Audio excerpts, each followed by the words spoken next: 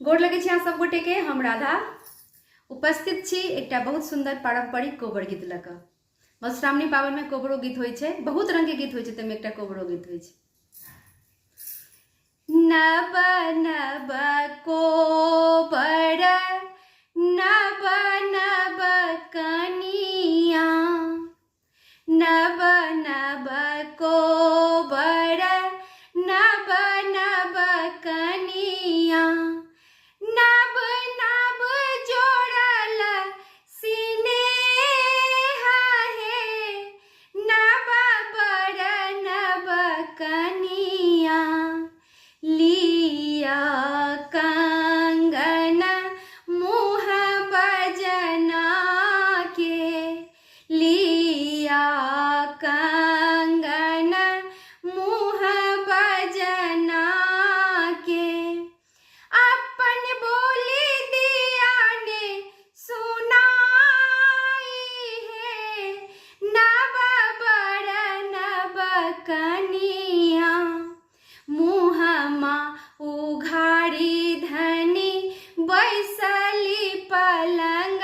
चढ़ी, मुँहमा उघाड़ी धनी बैसली पलंग चढ़ी, आई किया मुँहमा उदास है, नब बर नब कनिया, आबथ सर हो जे बैसथु पलंग चढ़ी, आबथु सर हो जे बैसथु पलंग चढ़ी, देखी ले तू ननदो चरित्र है,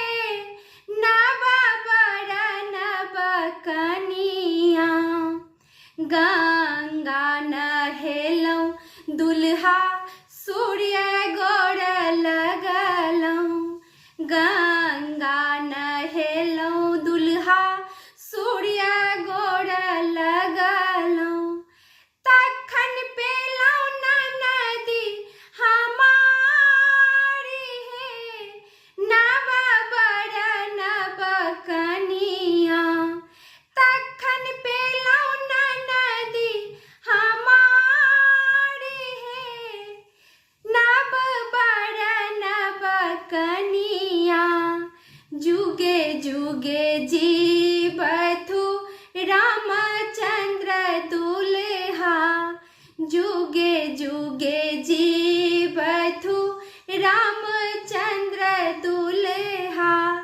सीता सुहबे के बढ़न आही बात है, नब बर नब कनिया,